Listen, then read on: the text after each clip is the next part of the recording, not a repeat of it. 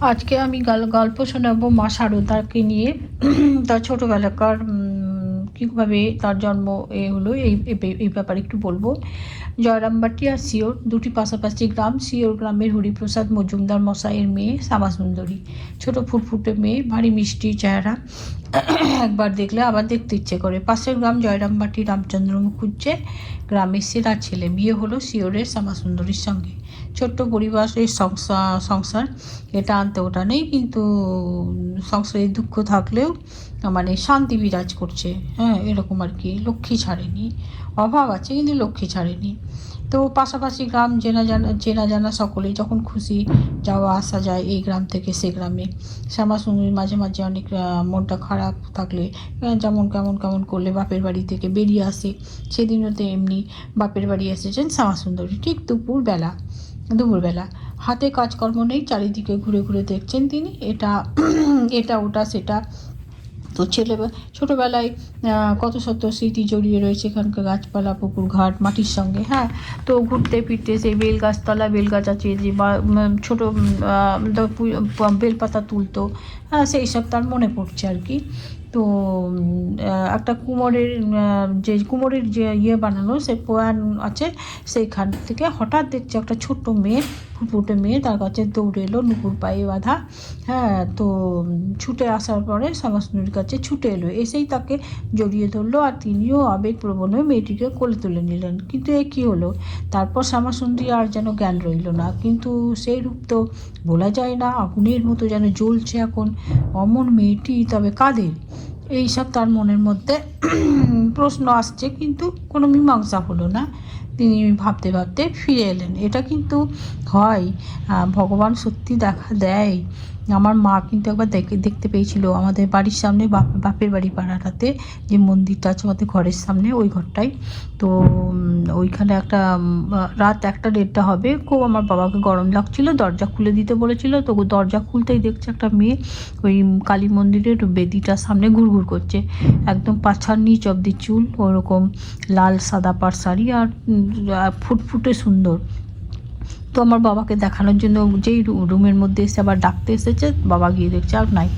মানে এরকম হয় কিন্তু। তো দিন কয়েক পরের ঘটনা, শ্যামাসুন্দরী সন্তান সম্ভব হয়েছেন। সংবাদটি শুনে রাম মুখুজ্জের খুশির সীমা নেই। সেই সঙ্গে শ্যামাসুন্দরী সেদিনকার সেই মেয়েটির কথাও বললেন স্বামীকে। শুনে চমকে উঠলেন রাম মুখুজ্জে। বলো কি, আমি তো সেই দিন দুপুরে আদৌ ঘুমন্ত অবস্থায় তেমনি একটা মেয়েকে স্বপ্নে দেখেছি, যেন সেই আমারই মেয়ে। হ্যাঁ, আদর করে আমার পিঠে পেয়ে রোজ পিঠ বেয়ে উঠছে। হ্যাঁ, তাহলে কি সেই? না, তাহলে সেই আসছে আমাদের ঘরে? শ্যামাসুন্দরী অবাক হয়ে তাকিয়ে থাকেন স্বামীর মুখের দিকে। ভবিষ্যতের জাল বোনেন দুজনে। কবে সেই দিন আসবে অপেক্ষা করতে থাকেন। অবশেষে সেই শুভক্ষণ উপস্থিত হলো। হ্যাঁ, ইংরেজি 1853 সালে 22শে ডিসেম্বর, বাংলায় 1260 সালের 8ই পৌষ জয়রামবাটিতে আকাশ বাতাসে বেজে উঠল সেই আগমনী সুর। পূর্ণ লগ্নে শ্যামাসুন্দরীর কোল আলো করে জন্ম নিল একটি মেয়ে। সেই অবাক বিস্ময়ে চেয়ে দেখেন, সেই তো যেটা দেখেছিলাম ওই রকম সেদিনকার সেই জড়িয়ে ধরা মেয়েটার মধ্যে খুলে এলো। এরকম ভাবছে, তাকিয়ে দেখলেন রাম মুখুজ্জে। তো সেও দেখলো যে আমি স্বপ্নে যাকে দেখেছিলাম আমার পিঠ বেয়ে উঠছে, সেই তো মনে হচ্ছে। হ্যাঁ, তো শুভক্ষণে মেয়ের নাম রাখলেন সারদা। সেই সময় বাংলার ভৌগোলিক ছবিটা ছিল আজকের মতো ছিল না। যেমন চেঞ্জ হয় না ধীরে ধীরে গ্রামের পরিবেশগুলো, তাই বলা হচ্ছে আর কি। তো যাই হোক, তো তখন বাঁকুড়ার অধিকাংশ অঞ্চলই ছিল গহন, সব বড় বড় শাল, মহুয়া, এইসব। বা বিষ্ণুপুরের পরেও যে জয়পুরের বড় গহন, ওগুলোও ছিল শাল, পিয়াল, মহুলের, হ্যাঁ, কাকেদ, এইসবের। তো পথে এইরকমই আর কি। তো বিষ্ণুপুর থেকে জয়রামবাটি কামারপুকুরের দিকে কাঁচা মোরাম ঢালা পথ ছিল, আর পথে পড়তো গুগ্রাম, জয়রামপুর, কোতলপুর, যা আজ শহরে পরিণত হয়েছে।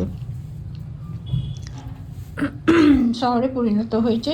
পিচের রাস্তায় এখন গাড়ি ট্রামের ভিড়। সেদিন ওই পথে যাতায়াত করতো সামান্য কিছু মানুষ আর গরুর গাড়ি। যা গ্রামের রাস্তাতে তো তাই হয় বলুন, গরুর গাড়ি যাতায়াত হয় বেশি। তো আমাদেরও এককালে ওই হয়েছে আর কি। কোনো বিপদ আপদ হলে তখন গাড়ি ফাড়ি পাওয়া যেত না, গাড়ির সংখ্যা খুবই কম ছিল। এখন তো অ্যাভেলেবেল, মানে 5 মিনিটের মধ্যে গাড়ি এসে হাজির হবে এরকম অবস্থা। গ্রামেও কিছু কিছু গাড়ি হয়ে গেছে। হ্যাঁ, বিপদের সময় সবাই দেয়, হেল্প করে। গ্রামের এইটা আছে আর কি। শহরে হয়, কিন্তু শহরে তো আর চেনে না কেউ কাউকে অত, ওই জন্য হয় না। পাড়াতে হয়, শহরের যেখানে পাড়া সেখানে হয়। তো এই হচ্ছে কথা। তো আমার ছেলে জন্মাবার আগে 1 মাস আগে আমিও স্বপ্ন দেখেছিলাম। আমি শ্বশুরবাড়ি একটা পুকুরে ওখান থেকে 2টো সাপ উঠে আসছে। একই দিনেই স্বপ্ন দেখেছিলাম। আমার হাজব্যান্ডও স্বপ্ন দেখছে যে মাঠে গরু বাঁধা আছে, পায়ে জড়িয়ে উঠে বাটে মুখ লাগিয়ে দুধ খাচ্ছে। তো দুজনেরই ঘুম ভেঙে যায় এবং বলি যে আমি 2টো সাপ উঠে আসতে দেখলাম পুকুর থেকে। আমার বর বললো কি হঠাৎ আমি তো দেখলাম স্বপ্নে যে গরুর ইসে জড়িয়ে বাটে মুখ লাগিয়ে দুধ খাচ্ছে। তো ঘুমটা ভেঙে গেল দুজনারই। তো আমিও স্বপ্ন দেখেছিলাম ওরকম। তো যাই হোক, তো অনেকে হাজব্যান্ডের একই রকম স্বপ্ন দেখে। এগুলো খুব সত্যি কথা, এটা নিছক গল্প নয় আর কি। সেটাই আমি বলতে চাইলাম আর কি। গল্প হয় না, কিছু কিছু স্বপ্ন সত্যি হয়ে যায় আর কি। যাই হোক, তো জয়রামবাটি থেকে বর্ধমানের পথ ছিল কি বলবো, বর্ধমানের দূরত্বেই ছিল 16 মাইল। পথে পড়তো দুস্তর দামোদর নদ, পথে চটিতে বিশ্রাম নিতে হতো। আর ওসব পথে ছিল ডাকাতেরও ভয়। এছাড়া কলকাতা আসার হাঁটা পথ ছিল আরামবাগ তারকেশ্বর হয়ে। জয়রামবাটি থেকে তারকেশ্বরে 30 মাইল পথ, আর আরামবাগের দূরত্ব ছিল প্রায় 12 মাইল। এই পথও ছিল বিপদসংকুল। হ্যাঁ, তেলে ভোলার বিস্তীর্ণ মাঠ পার হতে হতো এই পথে, যা ছিল ডাকাতদের বিচরণ ক্ষেত্র। কেউ কেউ আরামবাগে গহনার নৌকায় উঠে রানীচক কোলাঘাট হয়েও কলকাতা আসতো। সব দিক থেকে কামারপুকুর জয়রামবাটি ছিল বাস্তবিকই দুর্গম। পরবর্তীকালে বিষ্ণুপুর অবধি ট্রেন চালু হওয়ায় জয়রামবাটি থেকে যাতায়াতের কিছুটা সুরাহা হয়। তো আমি দেখছি যে সত্যি গ্রামের পরিবেশগুলো এরকমই হয়। মানে খুব গ্রাম্যর দিকে ডাকাতদের ভয়ও ছিল তখনকার। আমার যেখানে বিয়ে হয়েছে শ্বশুরবাড়ি গ্রামে, তো সন্ধ্যাবেলাতেই খিল পড়ে যেত একদম। আর দরজা খুলতেও না, মানে সন্ধে 5:30, শীতের দিন তো 5:30, 7টা হলে অন্ধকার, চুপচাপ, কারেন্ট নাই। যে গ্রামে আমার বিয়ে হয়েছে, এখন এসছে, তখন ছিল না। আমার যখন বিয়ে হয়েছিল ওই গ্রামে কারেন্ট ছিল না। তো 7টা বাজলেই মনে হচ্ছে 1:30, 2টো এরকম আর কি, সবাই নাক ডেকে ঘুমোতো, এরকম অবস্থা। অরুণাচলেও ওই দেখেছি আমি। অরুণাচলেও যখন আমি ছিলাম, অরুণাচলেও বেশ কয়েকটা জায়গাতেই ছিলাম, এক একটা জায়গায় এক এক রকম নাম। তো সন্ধ্যে 7টা বাজলে আর কারো শব্দ না, নিঝুম রাত, শান্ত শিষ্ট, সবাই শুয়ে পড়েছে। এই আমরা কোয়ার্টারে কেবল ঢিং ঢাং ওই বাসন ধোয়া, হ্যান ধোয়া, তারপরে কোনো তো শব্দ নাই। বাসন ধুতেই যতক্ষণ শব্দ, সবাই তো ঘুমাচ্ছে, কোন লজ্জায় আর হবে কোনো আবার শান্ত পরিবেশ। আবার ভোর 4টের সময় ওরা ওঠে এরকম। তো আমার গল্পটা আজকে পুরোপুরি বলা হলো না, বাকিটা 3 দিনে শেষ করবো, আজকে কালকে পরশু। তো আমার এই অবধি। এর সঙ্গে আমারও কিছু কিছু কথা বলার থাকবে, বলে দেবো, শেয়ার করে দেবো আপনাদের সঙ্গে। তো আজ গল্পটা এই পর্যন্ত থাকলো, বাকি কাজগুলো আরও আছে, সেগুলো শেয়ার করছি। জয় শ্রী শম্ভু, নমস্কার। আপনারা সবাই কেমন আছেন? আশা করছি সবাই খুব ভালো আছেন। আমার আজকের এই নতুন ভিডিওতে আপনাদের সবাইকে স্বাগত জানাই। এখন সকাল 10টা 48 বাজে।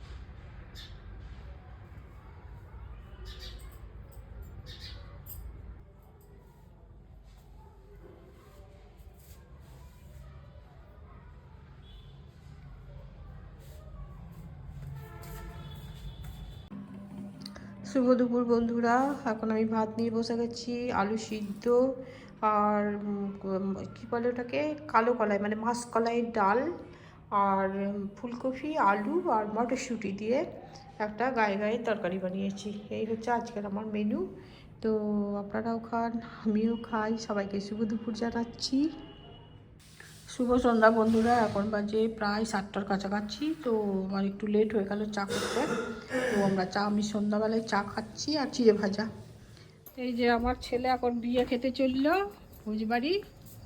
তো অনেক দূর যাচ্ছে সব গাড়িতে করে। ও দেখি একবার কেমন সাজগোজ হয়েছে বিয়ার। দেখি মুখটা দেখি একবার।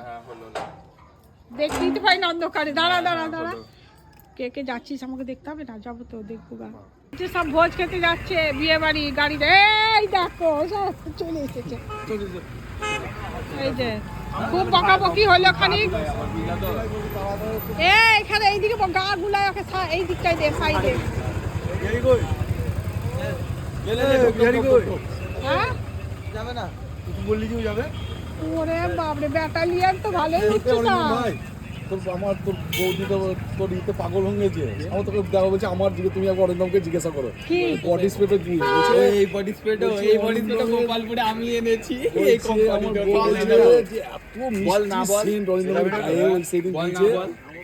কি রে ভাই বলি, এটা তোমার বেলাভিটার ক্লাব ম্যান। তোমার কাছে অনলাইনে বেশ অনলাইনে কিনলে তোমার 410 টাকা, দোকানে কিনলে 500 টাকা। যতটা বড় আমি 2 বছর ধরে এইটাই ব্যবহার করছি। বলছে বাবা অরিন্দম কাছে গায়ে সেন্ট তো দেখো এত তোমার বেটা আগের দিন বলছে, তোমাকে আমি গন্ধ সঙ্গে বুঝে গেছি তুমি চলে এসেছো। ভিডিও যে অন আছে তো আমি দেখিনি। হ্যাঁ এই যে পাক্কা জায়গা। হ্যাঁ বাপরে সাপ। আরে সুনন্দা, তোকে ঠান্ডা লাগে না নাকি? হ্যাঁ সরো এই অটো তো ভোজ খেতে যাবে সব।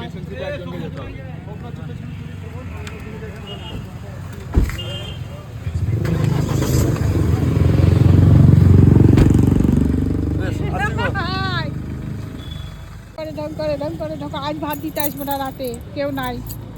চলো যাও ঘর যাও।